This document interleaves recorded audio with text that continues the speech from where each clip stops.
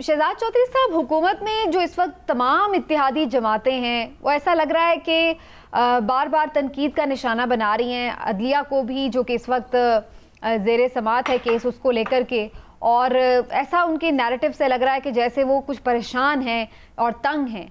आप भी ये महसूस कर रहे हैं, और इसके पीछे क्या वजह हो सकती है? देखिए, किसी भी रियासत के 3 सतून कहे जाते हैं कि हुकूमत, अदलिया और पार्लियामेंट। अच्छा, जब इन 3 सतूनों में से अगर आपको 1 या 2 मिसिंग लगें, और मैं पाकिस्तान के कॉन्टेक्स्ट में एक और भी डाल देता हूँ, एस्टैब्लिशमेंट, क्योंकि उसका बहुत इंपॉर्टेंट रोल रहा है हमारी तारीख के अंदर, जो सही या गलत वो बहस तलब है।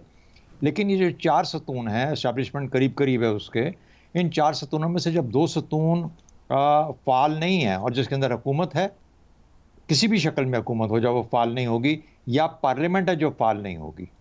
और ये सूरत आपको सेंटर में भी नज़र आती है और पंजाब में भी नज़र आती है। ये सूरत आपको सेंटर में भी नज़र आती है हुकूमत के हिसाब से भी, और पंजाब में भी नज़र आती है हुकूमत के हिसाब से भी। तो फिर क्या होता है? फिर अदलिया और इस्टेब्लिशमेंट वो बहुत वाज़े होकर, एमिनेंट होकर सामने आ जाते हैं। तो प्रॉब्लम पाकिस्तान का ये है कि जो वो सतून जिनको अपना काम सही तौर पर करना चाहिए था, फ़ाल नज़र आना चाहिए था, वो जब नज़र नहीं आएंगे तो आपको फिर ये बाकी जो मामला आता है, मिसाल के तौर पे हम ये देखते हैं कि हमारे जितने भी सियासी मसाइल हैं इस वक्त सब के सब वो अदलिया में चले जा रहे हैं। पहली बात तो ये है कि अगर सियासत को उसके कानून के मुताबिक, उसके तरीके के मुताबिक, मुरवजा और राइज जो ट्रेडिशन है उसके मुताबिक अगर चला जाए तो फिर तो चीज़ें बड़ी वाज़ेह हैं। 1-2 आदमी खड़े हुए, एक के वोट ज़्यादा हुए, एक के कम हुए, और जिसके ज़्यादा हुए उसको आप विनर डिक्लेयर करें। आप उसमें फिर तौजीहात नहीं ढूंढते। जो ही आपको तौजीहात की ज़रूरत पड़ जाए कोई अपना पॉइंट प्रूव करने के लिए, और दलीलें ढूंढनी पड़ जाएं, चाहे वो अदालती हों, लीगल हों या पॉलिटिकल हों, तो फिर इसका मतलब है कि फिर आप सही गेम जो सामने सामने है, बादी नज़र में, जो ऑन फेस वैल्यू वो सही गेम नहीं खेल रहे।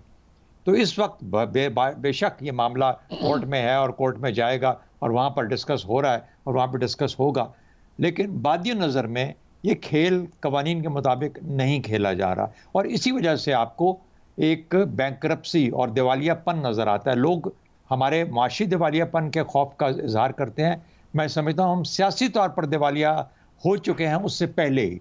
ये ख़तरा है बहुत बड़ा मेरी नज़र के अंदर, जो कि अगर हमने इसको दुरुस्त ना किया, और जिस किस्म के फिर ये प्रेस कॉन्फ्रेंसेस और जो डिज़ायर्स और रिक्वायरमेंट्स आ रही हैं, आप अदलिया को भी तकसीम करने जा रहे हैं। तो मेरा अपना ख्याल है कि बहुत सारे महाजों के ऊपर हम अपने मुल्क को और अपने सतूनों को और अपनी रियासत को और रियासत के जो स्टैट्यूट्स हैं उनको इस हद तक नुकसान पहुंचाने जा रहे हैं कि शायद हमारे लिए फिर यहाँ से निकलने का रास्ता ना रहे। और ये काफ़ी एक डीप डिबेट है, इसको हम आगे भी लेके चलते हैं चौधरी साहब, लेकिन चूंकि बात अब इस केस के तनाजुर में हो रही, तो मैं इमरान साहब से ज़रूर इस पर कॉमेंट पहले लूँ। इमरान साहब, इत्तेहादी जमातों के इस फैसले को आप किस नज़र से देखते हैं, और क्या उनका ये मुतालबा वाकई एक कानूनी मुतालबा लीगली हद तक ही है, या आपको लगता है कि ये एक पॉलिटिकल नैरेटिव बिल्डिंग के लिए भी ये सारा मामला जो है उठाया जा रहा है? बिस्मिल्लाहिर्रहमानिर्रहीम। और लाइटर नोट, चौधरी साहब आप एक सतून भूल गए हैं, आपने सहाफत का जिक्र ही नहीं किया। सहाफत भी सहाफत बढ़ के इतनी कमजोर हो चुकी है। यहाँ पर भी वही हुआ है जो पार्लियामेंट के साथ हुआ है, वही सहाफत के साथ हुआ है। अपना बेड़ा खुद ही गर्क कर। नहीं, अब देखिए हमारा अलमिया क्या है। मैंने जानबूझ के ये बात की थी क्योंकि मुझे अंदाजा था कि चौधरी साहब यही जवाब देंगे। अब ये देख लें, रियासत के तमाम सतूनों के साथ यही हुआ, और मैं अर्ज करूं शायद मेरी बात किसी को बुरी लगे, इसका कोई और जिम्मेदार नहीं है। हर सतून जो है उसमें जो सीमेंट, रेत, बजरी थी, यानी जो उसकी मशीनरी थी, जो उसकी इंतज़ामिया थी, जो उसके ज़िम्मेदारान थे, उन्होंने 74-75 साल में ही अपने तय पूरी कोशिश की है कि वो कम से कम और कुछ ना कर सकें तो अपने सतून को इतना खोखला ज़रूर कर दें कि उसमें कोई जान बाकी ना रहे। आप सियासी अगर बात कर लें तो पार्लियामान में बैठे, मुझे आप ये बताएं, आज हम मुस्लिम लीग नून को छोड़ देते हैं, PTI को छोड़ देते हैं, पिछले 74-75 साल में देख लें कोई ऐसी सियासी जमात जिसने पार्लियामान को मजबूत करने की कोशिश की हो, जिसने सियासी ढांचे को मजबूत करने की कोशिश की हो।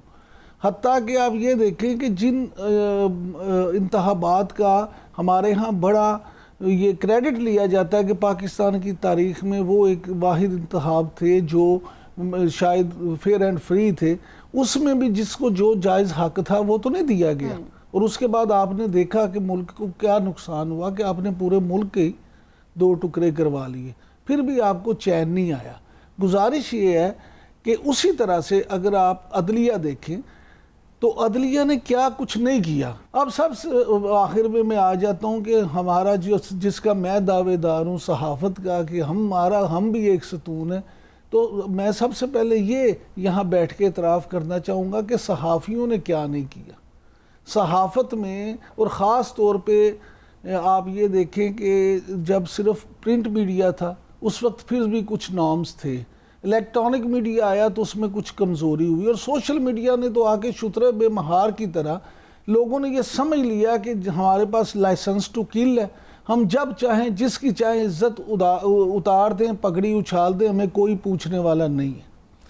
ये तो था सारा ये मामला मेरी नज़र में। अब मैं पर्टिकुलरली आपके सवाल के आ जाता हूँ। मुझे आप ये बताएं कि अगर मुस्लिम लीग नून या हुक्मरान इत्तेहाद इस वक्त ये मुतालबा कर रहा है कि जनाब आप मेहरबानी करें और फुल बेंच बना दें, तो इसमें क्या अदलिया की इज्जत खराब हो जाएगी? नहीं, बिल्कुल भी नहीं। भाई उनको इतराज किया है, ये कानूनी एक हक हाँ भी है, लेकिन बात सिर्फ इस हद तक नहीं है कि वो ये मुतालबा कर रहे हैं फुल कोर्ट बनवाएं जाके, जैसे उन्होंने कल फैसला किया पिटिशन कर रहे हैं सुप्रीम कोर्ट में, वो करें। लेकिन जो हम एक ओवरऑल प्रेस कॉन्फ्रेंसेस में गमो गुस्सा देख रहे हैं, जो लबो लहजा इख्तियार किया जा रहा है, बात तो उसके ऊपर हो रही है कि क्या ये अदलिया के ऊपर असरअंदाज होने की कोशिश नहीं है? नहीं समीना, मेरी बात सुने, मैं आपसे अर्ज करूँ, वैसे तो मजमूई तौर पे कहते हैं कि हमारी कौम की याददाश्त है ना जो वो बड़ी कमज़ोर है। अब आप कहेंगे उन्होंने भी किया? नहीं, मैं ये नहीं कहूँगा। फिर क्या कहेंगे? मैं ये कहूँगा कि आप भी याददाश्त भी बड़ी कमज़ोर है। आप कल प्रोग्राम में जो मैंने बात की थी वो भी भूल गई हैं। जो आज ये बातें हो रही हैं मैंने तो कल आपको बता दी थी कि हुक्मरान इत्तेहाद ने ये स्ट्रेटजी बनाई है, उन्होंने ये तय किया है कि वो अग्रेसिव खेलेंगे।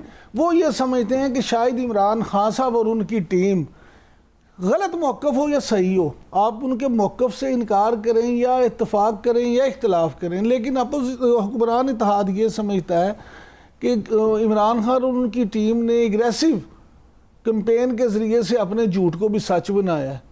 तो अब हम भी वही तरीक़ाकार इख्तियार करें और टिट फॉर टैट करें और हम भी उसी तरह से अपने मौक़िफ़ को बनवाएं। मेरे नज़दीक ये दोनों तरफ से मौक़िफ़ गलत है। लेकिन एक मुझे ज़रूर आखिरी फ़िक्रा कहूँगा, फिर चोई साहब के पास जाएंगे। एक मुझे ज़रूर एक उम्मीद है कि जब इंसान कोई भी काम बहुत आगे चला जाता है ना, बहुत ख़राबी की तरफ चला जाता है, तो फिर उसमें अच्छाई निकलती है। मुझे अब मेरा दिल ये कह रहा है, हाँ मेरा दिल ये कह रहा है कि ये इतना गंद पड़ गया है कि अब ये गंद सिमट जाएगा और वंस फॉर ऑल ये चीज़ें बेहतरी की तरफ चली जाएंगी। चलिए उसका तो वक्त ही फैसला करेगा। लेकिन शहजाद चौधरी साहब, बात का सच या झूठ होना इम्पोर्टेंट है या सिर्फ नैरेटिव बिल्डिंग ही असल कमाल रह गया है कि, और आप इस बात से इत्तेफाक करते हैं कि एग्रेसिव होके ही सिर्फ इमरान खान साहब ने अपनी बात मनवा ली है और ये भी अगर ये फॉलो करेंगे तो वो बात बन जाएगी? अच्छा, मुझे इजाज़त दीजिए ये कहने की कि नैरेटिव बिल्डिंग से काम बहुत आगे जा चुका है। अब तो फ्रंट्स कायम हो गए हैं मेरी नज़र के अंदर, बड़े क्लियर फ्रंट्स हैं। ये जंग के जिस तरीके से महाज खुलते हैं, इस जंग का महाज खुल चुका है सियासी मैदान के अंदर।